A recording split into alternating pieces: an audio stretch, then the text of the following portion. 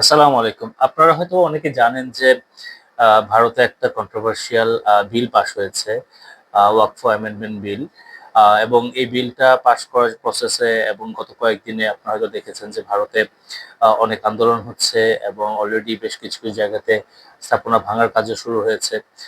এটা নিয়ে বাংলাদেশেও অনেক কথা হচ্ছে। এটা খুব গুরুত্বপূর্ণ যে আমরা যখন এই ধরনের কোনো একটা সিচুয়েশন হচ্ছে, যে আমরা সারফেস লেভেলে অনেক সময় আমরা ডিসকাশন করি, বা আসলে বোঝা দরকার যে আইনে কি কি ধরনের পরিবর্তনটা আছে এবং এই পরিবর্তনগুলোর কারণে মুসলমানদের কি কি ধরনের ক্ষতির সম্মুখীন হওয়ার সম্ভাবনা আছে। এতে যেটা হবে যে আমরা শুধুমাত্র একটা বিষয় নিয়ে সারফেস লেভেল থেকে আরেকটু ডিপার যেতে পারবো, আলোচনা আরো অনেক গভীর হবে এবং আমাদের জ্ঞানটা আরো অনেক সমৃদ্ধ হবে বলে আমি আশা করি। তো আমি যে কাজটা এখানে করার চেষ্টা করব সেটা হলো যে এই বিলটা নিয়ে তো অবশ্যই কথা বলবো, বাট সাথে সাথে এই ওয়াকফের যে ইতিহাসটা আছে, বিশেষ করে ইন্ডিয়ার পার্সপেক্টিভে, সেটা একটু আলোচনা করার চেষ্টা করব। এবং তার পরবর্তীতে আমরা ধাপে ধাপে কোন কোন জায়গাতে মেজর যে চেঞ্জেস গুলো এসেছে এবং সেই চেঞ্জেস গুলোর ইমপ্লিকেশন কি, আহ, বিরোধী যারা আছে তারা কেন এটাকে অপোজ করছে, আবার সরকারি পক্ষ যারা আছে তারা কেন এটাকে যৌক্তিক বলে মনে করছে, সেই জিনিসগুলো একটু বিশ্লেষণ করার চেষ্টা করব। তো পুরো ভিডিওটা একটু বড় হয়ে যেতে পারে দেখে আমি যেটা চিন্তা করছি যে আমি এটাকে দুটো ভাগে ভাগ করব। প্রথম ভাগটাতে আমরা মূলত আলোচনা করব ভারতের ওয়াকফের ইতিহাস এবং বিভিন্ন যে আইনগুলো আগে ছিল সেই আইনগুলো সম্পর্কে সংক্ষেপে একটু আলোচনা করে যাব, এবং পরবর্তীতে নেক্সট ভিডিওটাতে আমরা একদম স্পেসিফিক এই অ্যামেন্ডমেন্ট বিলটার ডিটেলস নিয়ে আলোচনা করব। আমাদের প্রথম ভাগটা হলো ওয়াকফ জিনিসটা কি। সো আমরা এটা হয়তো অনেক সময় যখন কোরআন শরীফ তেলাওয়াত করি, আয়াত শেষ হওয়ার পরে আমরা থেমে যাই, ওয়াকফ করি। সো আক্ষরিক অর্থে অর্থটা অফকোর্স ওয়াকফ মানে থেমে যাওয়াটা আছে, বাট আমরা যখন ইসলামিক লিগাল সেন্সে যখন আমরা ওয়াকফ অনেক সময় ইউজ করি বা ওয়াকফ স্টেট যখন বলি, তো ওয়াকফ স্টেট বলার সময় কিন্তু আমরা অনেক সময় জিনিসটাকে যেটা বোঝাচ্ছে সেটা সম্পদ যেটা আল্লাহর ওয়াস্তে দিনী কাজে বা সমাজ সেবামূলক কাজে আমরা যখন দান করে দিই পার্মানেন্টলি, সেটাকে আমরা কিন্তু ওয়াকফ হিসেবে বলি। অফকোর্স এটা ইসলামিক ইতিহাসের শুরু থেকেই এই ওয়াকফের কনসেপ্টটা আছে এবং প্র্যাকটিসে আছে। আমরা যদি ভারতের ইতিহাসটা দেখি, আমরা দেখবো যে এটা 1100-1200 সালের শতকের দিকে এই জিনিসটা একটা ইনস্টিটিউশনাল একটা মেমোরি পাওয়া যায়, যেটা দিল্লি সুলতানের যেটা ছিল তাদের সময়টার সময়। অফকোর্স ওই সময়টাতে নট নেসেসারি সবকিছু অনেক ডকুমেন্টেড ছিল, অ্যাজ আন্ডারস্ট্যান্ডেবল, বাট ওই সময়টাতে তখনকার যে সুলতানা ছিল সেটা আলাউদ্দিন খিলজি হোক, অন্যান্য যারা ছিলেন, তারা কিন্তু এই জিনিসটাকে বিভিন্ন ধর্মীয় কাজে, যেমন খানকা হতে পারে, মসজিদ হতে পারে, কবরস্থান হতে পারে, মাদ্রাসা হতে পারে, সেই কাজের জন্য কিন্তু তারা বিভিন্ন জমি তারা বিভিন্ন উদ্দেশ্যে বিভিন্ন লোকদেরকে অথবা বিভিন্ন কাজের জন্য তারা ওয়াকফ করে থাকতো। এর পরবর্তীতে আমাদের দেখতে হবে মুঘলদের সময়ের ইতিহাসটা। অফকোর্স মুঘলদের সময় মুসলমানদের অনেক আধিপত্য ছিল এবং সেটা একটা ইনফ্লুয়েন্স অফকোর্স ওয়াকফের মধ্যেও পড়েছে। ফর এক্সাম্পল, দিল্লিতে যে মসজিদগুলো আছে অথবা ইভেন তাজমহল যে আমরা দেখি, সে তাজমহল আশেপাশে বেশ কিছু কিছু জায়গা কিন্তু ওয়াকফের মাধ্যমে আম, আহ, এই ধরনের দাতব্য কাজের জন্য বা সমাজসেবামূলক কাজের জন্য কিন্তু দিয়ে দেওয়া হয়েছিল। মোগলদের একটা ইন্টারেস্টিং ব্যাপার ছিল যে তারা এই ওয়াকফগুলো যখন দিত বা দান করতো বা যখন ঘোষণা করতো, সেই পার্টিকুলার ওয়াকফ স্টেটের জন্য মোতাওয়াল্লি নিয়োগ করতো, যারা এটা দেখভাল করবে, যেটা এটা পরিচালনা করবে। এখানে একটু বলে রাখা ভালো যে এই এই যে দান করা হচ্ছে, এই জিনিসগুলো অনেক ক্ষেত্রে ওয়েল ডকুমেন্টেড হয়নি। এখন that is for obvious reasons. অনেক সময় দেখা যেতে হয়তো বা রাজা বা বাদশা যারা আছেন তারা হয়তো বলছে যে এই পার্টিকুলার জমিটা এই কাজে ব্যবহার করো, সেটা হয়তো ডকুমেন্টেড হয়ে এখনকার হিস্ট্রিতে হয়তো রেকর্ড বুকে আসে নাই।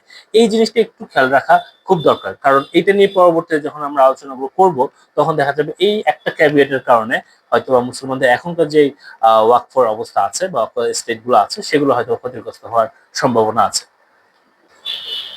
আমাদের এবার আসতে হবে ব্রিটিশ আমলে।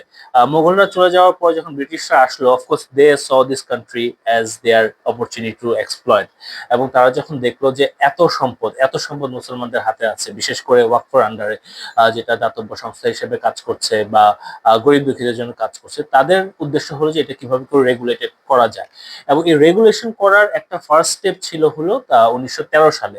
এখন তারা যে যৌক্তিকতা দিয়েছিল, this is quite understandable from their perspective, যে তারা চিন্তা করছে যে এখানে যে ব্যবস্থাপনাটা আছে বা ম্যানেজমেন্ট সিস্টেমটা আছে, এটা কোনো একটা স্ট্রাকচার্ড ফর্মে নাই, সবাই নিজস্ব মতো করে করছে। সো হোয়াট দে ডিড, তারা 1913 সালে ফার্স্ট একটা অ্যাক্ট আনলো, সেটার নাম দিয়েছে তাহলে মুসলমান ওয়াকফ ভ্যালিডেটিং অ্যাক্ট। এইটার মাধ্যমে মূলত তারা আইনি কাঠামোর ভিতরে এই ওয়াকফর যে এস্টেট গুলো আছে বা সম্পদ বা স্থাবর অস্থাবর যে সম্পত্তিগুলো আছে সেগুলোকে ব্যবস্থা করার চেষ্টা করলো। এর পরবর্তীতে তারা যেটা করেছে 1923 সালে তারা আহ মুসলমান ওয়াকফ অ্যাক্ট নিয়ে আসে। সেখানে মূলত তারা ট্রান্সপারেন্সি এবং হিসাব নিকাশটাকে আরেকটু সুন্দরভাবে করার চেষ্টা করে। এখানে এটা একটু বলে রাখা দরকার যে of course the management part was there, but তাদের ইন্টেনশনটা কিন্তু ওয়াজ ভেরি ক্লিয়ার। তারা চাচ্ছিল যেই জায়গাগুলোর হয়তো প্রপার ডকুমেন্টেশন সহ প্রপার সেই ব্যবস্থাপনার ত্রুটি দেখিয়ে তারা কিন্তু অনেক জমিকে তাদের করায়ত্ত করে নিল, এবং এট দ্য সেম টাইম তাদের উদ্দেশ্য ছিল যে এখান থেকে কিভাবে করে তারা আরো বেশি কর বা রাজস্ব আদায় করতে পারে। সো এইটা হচ্ছিল ব্রিটিশ আমলে মোটামুটি এইরকম ভাবে এটা চললো। তারপর আমাদের যেতে হবে হলো স্বাধীনতা মানে দেশ ভাগের পরে, যখন এটা ইন্ডিয়া হলো। এই ইন্ডিয়া হওয়ার পরে মূলত 1954 সালে তারা প্রথম একটা অ্যাক্ট নিয়ে আসে, যেটার ওয়াকফ অ্যাক্ট নামে পরিচিত, এবং এর পরবর্তীতে তারা 5টা অ্যামেন্ডমেন্ট করে of that particular act, and different issues তারা এখানে ইনকর্পোরেট করে। বাট মূল যে একটা যেটা শক্তিশালী একটা অ্যাক্ট হয়েছে সেটা হলো 1995 সালে, যেটা কেন্দ্রীয় সরকার তত্ত্বাবধায়কে মূলত এই ওয়াকফ নিয়ন্ত্রণ করার একটা বা ম্যানেজ করার একটা বলতে পারেন একটা হলিস্টিক একটা অ্যাক্ট করা হয়। এই অ্যাক্টের মধ্যে 3টা জিনিস খুব গুরুত্বপূর্ণ, এই 3টা জিনিস একটু আলোচনা করি। প্রথমটা হলো সেন্ট্রাল ওয়াকফ কাউন্সিল, সিডব্লিউসি। এবং সিডব্লিউসি হলো এরকম একটা কাউন্সিল বা অ্যাডভাইজারি কমিটি, যাদের মূল কাজ হলো সরকার মানে কেন্দ্রীয় সরকার এবং যে রাজ্য সরকার আছে তাদেরকে মূলত নীতি বা পরামর্শ এগুলো দিয়ে তারা সহায়তা করবে। তারা কোনো ধরনের কন্ট্রোলিং অথরিটি তাদের নাই, মানে তারা ওই লেভেল অফ অথরিটেটিভ স্ট্যান্ডটা রাখে না, বাট তারা অ্যাডভাইজারি কাউন্সিল হিসেবে আর বোথ রাজ্য সরকার অ্যাজ ওয়েল এজ কেন্দ্রীয় সরকারকে সহায়তা করবে। That's number one. নাম্বার টুটা ছিল রাজ্য ওয়াকফ বোর্ড। এরা খুব পাওয়ারফুল।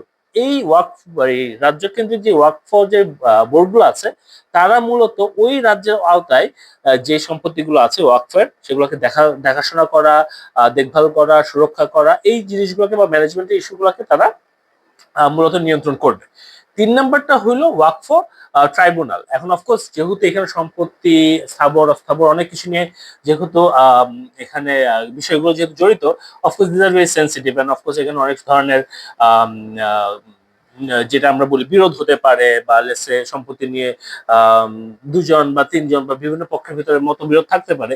এইগুলোকে সলভ করার জন্য এই ট্রাইব্যুনালটা কাজ করবে, মূলত একটা জুডিশিয়াল সিস্টেমের মতো তারা কাজ করবে, যাতে করে এইখানে যে ইস্যুস গুলো আছে তারা এটাকে অ্যাড্রেস করতে পারে। এই 3টা হলো মূলত আহ, এই 1995 এর যে একটা হয়েছে সেটা একটা মূল ভিত্তি বলা যেতে পারে। এইখানে একটু বলে রাখা ভালো যে ওয়াকফ কি এতই বিশাল যেটার কারণে এত বড় একটা নতুন করে আবার অ্যামেন্ডমেন্ট করা হলো এবং মুসলমানরা এত রিয়েক্ট করতেছে, বা ওখানকার যারা রাইটস অর্গানাইজেশন আছে তারা রিয়েক্ট করতেছে। এখানে একটু বলে রাখা ভালো যে অলমোস্ট প্রায় 9 লাখের মতো ওয়াকফ সম্পত্তি আছে ইন্ডিয়াতে, যেটা মার্কেট ভ্যালু প্রায় 1.2 ট্রিলিয়ন রুপির মতো। এবং এখানে কিন্তু it's huge sum of money এবং huge sum of asset. So এখানে যদি কিছু অ্যামেন্ডমেন্ট এনে যদি এইখানে মুসলমানদের এই সম্পদ কে যদি লেটসে সরকারি কোষাগার হোক বা অন্য কোনো একটা ফর্ম যদি অন্য কোনো সংস্থা বা ব্যক্তির কাছে যায়, তাহলে কিন্তু এটা অফকোর্স মুসলমানরা will be wicket for sure, by the same time other groups will get benefited as well. So এই যে কাজগুলো হলো এটা মোটামুটি একটা ইতিহাস আমরা বললাম।